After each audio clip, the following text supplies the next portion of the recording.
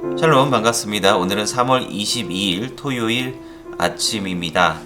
오늘은 마가복음 16장을 함께 읽고 묵상하는 날인데요.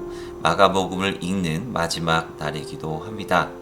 다음 주 월요일부터는 24개의 주제로 묵상하는 사순절이라고 하는 주제로 함께 이 묵상을 이어서 갈 예정이니 계속해서 또 하나의 말씀을 함께 듣고 또 읽고 묵상하는 이 사순절 기간이 되었으면 좋겠습니다. 마가복음 16장의 말씀을 함께 읽고 묵상해 보도록 하겠습니다. 안식일이 지난 다음에 막달라 사람 마리아와 야고보의 어머니 마리아와 살로메가 여러 가지 향료를 샀다. 가서 예수님께 발라 드리려는 것이었다.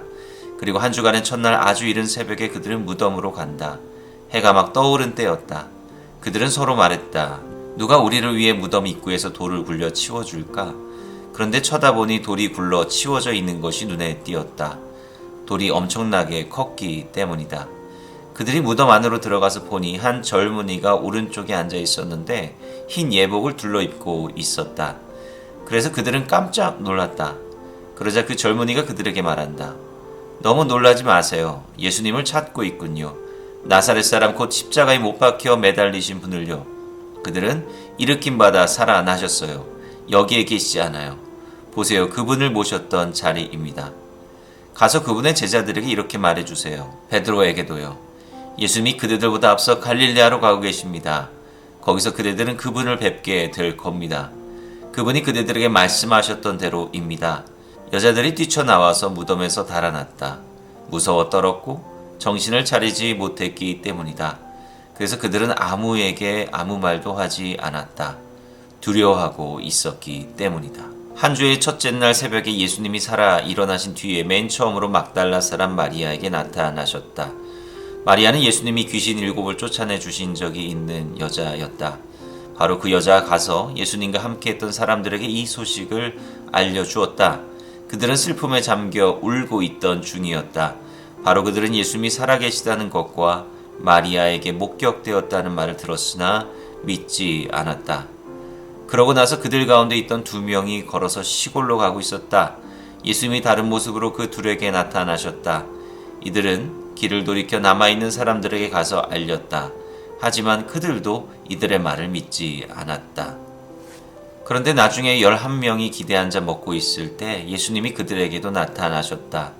예수님은 그들이 믿지 못하고 마음이 굳어있는 것을 나무라셨다. 예수님이 일으킴 받아 살아나신 것을 목격한 사람들의 말을 믿지 않았기 때문이다. 예수님이 그들에게 말씀하셨다.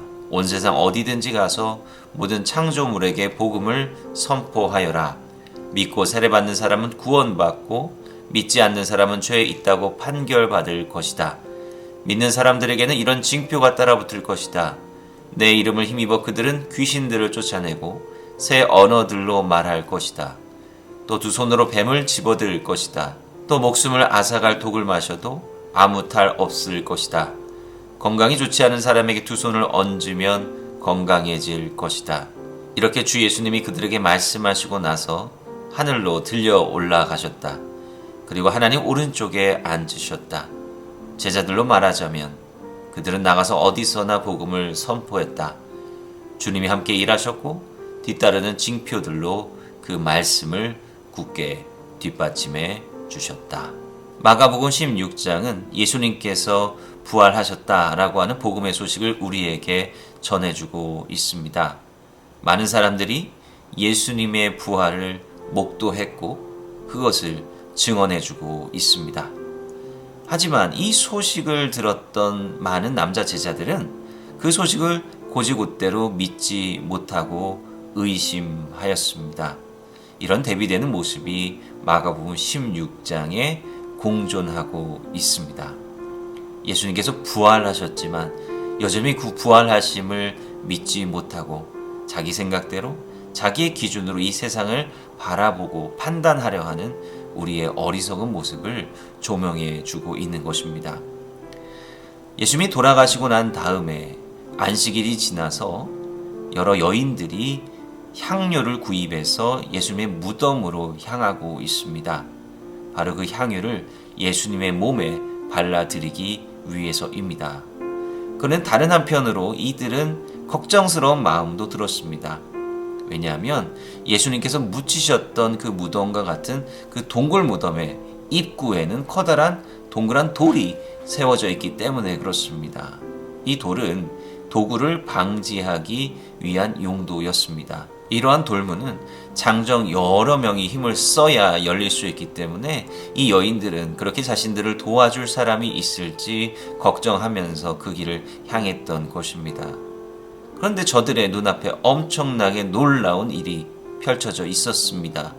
바로 그 돌문이 한쪽으로 옮겨져 있고 그 무덤 안쪽 오른편에 흰 예복을 입고 있는 한 젊은이가 앉아 있는 것이었습니다. 그리고 예수님의 몸이 있었던 그곳은 텅 비어 있었습니다. 너무나도 놀라서 어쩔 줄 몰라 하는 그 여인들에게 이 흰 예복을 둘러입은 이 젊은이가 이야기합니다. 바로 예수님께서 부활하셨다라고 하는 겁니다. 그리고 이 젊은이는 계속해서 이야기했습니다. 예수님의 제자들, 특히 베드로에게 예수님께서 저들을 갈릴레아에서 만나 주실 것이다 라고 하는 이 소식을 전해달라고 하는 것입니다. 갈릴레아는 제자들의 옛 삶의 터전이 있던 곳이었습니다. 예수님께서 이 갈릴레아에서 제자들을 만나 주실 것이다 라고 하는 이 이야기 안에는 제자들의 불신이 함축되어 있습니다. 왜냐하면 제자들은 예수님의 부활을 잘 믿지 못하고 다시 자신들의 삶의 터전인 갈릴레아로 돌아가서 물고기를 잡는 어부의 삶으로 돌아가게 되기 때문입니다. 그러나 예수님께서는 그 모든 것을 이미 아시고 갈릴레아에서 제자들을 다시 만나 주신다라고 하는 겁니다. 우리 또한 때로 예수님의 말씀에서 멀어지고 믿음이 연약해질 때가 적지 않습니다. 그럴 때마다 예수님께서는 우리를 떠나시지 않으시고 항상 그 자리에, 아니 우리가 방황하는 그 자리에 오셔서 우리를 만나 주신다라고 하는 것입니다. 우리가 주님 앞에 회개하는 마음으로 나아갈 때 주님께서 우리 마음 가운데 평안을 주시고 우리에게 제자된 사명을 주실 것입니다. 그 이후로 예수님께서는 여러 사람들 앞에 부활의 몸으로 나타나 주셨습니다. 어떤 사람들은 그 부활의 몸을 보는 순간 예수님의 부활을 그 마음 가운데 깊이 새기며 믿었고, 또 어떤 사람들은, 특히 예수님의 제자들은 예수님의 부활하심을 선뜻 믿지 못했습니다. 그런 제자들에게 예수님께서는 책망의 말씀을 하시기도 하지만 또 다른 한편으로 궁극적으로 그 제자들이 성취해야 될 복음의 증인으로서의 삶의 사명을 주고 계십니다. 부활은 모든 것의 끝이 아니라 또 새로운 시대의 시작을 알리는 것입니다. 예수님께서는 십자가의 죽으심과 부활하심을 통해서 우리에게 영원한 생명의 소망을 주셨습니다. 그리고 우리는 예수님께서 보여주신 이 영원한 삶과 부활의 삶의 소망을 바로 이 세상 가운데 선포해야 될 책임을 부여받게 되었다라고 하는 것입니다. 여기에 우리의 삶에 답이 있습니다. 세상 사람들은 자신이 어디로부터 와서 어디로 가는지 모른 채 명예와 물질과 같은 세상적인 가치가 만들어낸 허상을 쫓아가고 있습니다. 그 끝에는 무엇이 있습니까?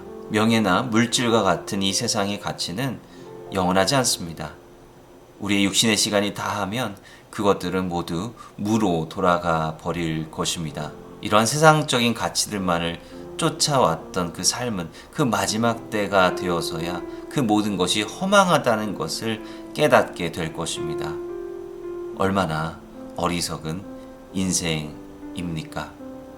우리는 이 어리석은 삶을 쫓아가서는 안 되고 주님께서 우리에게 보여주신 부활의 소망을 온전히 바라봐야 됩니다. 우리의 삶이 영원히 계속될 것이다 라고 하는 그 부활의 소망을 온전하게 믿게 된다라고 한다면 우리가 살아가는 지금 이 시간이 얼마나 중요하고 또 가치 있게 느껴지겠습니까? 지금 이 시간은 나의 유익만을 위해서 살아가는 시간이 되면 안 되며 하나님의 나라를 확장하는 복음의 일꾼으로 살아가는 시간이 되어야 됩니다. 그리고 나 혼자 부활의 영광을 누리는 것이 아니라 이 세상을 사랑하고 섬기는 마음으로 다른 사람들 또한 부활의 소망을 믿어 우리 모두가 가치 있는 삶을 살아갈 수 있을 때 이 세상이 천국과 같은 하나님의 나라로 변화되지 않겠습니까? 부활은 모든 것의 시작입니다. 오늘 우리는 어떻게 부활을 믿는 자다운 삶을 살아갈 수 있겠습니까? 마가복음 16장의 말씀을 읽으면서 우리는 많은 예수님의 말씀과 또 예수님께서 당하셨던 고난, 그리고 부활의 소망에 이르는 다양한 메시지들을 함께 읽어보았습니다. 이제 우리는 세상으로 나아가서 우리가 깨달은 바대로 살아가야 할 시간입니다. 이 마가복음의 말씀을 통해 우리의 삶이 한층 더 주님 앞에 가까이 나아갈 수 있기를 간절히 소원합니다.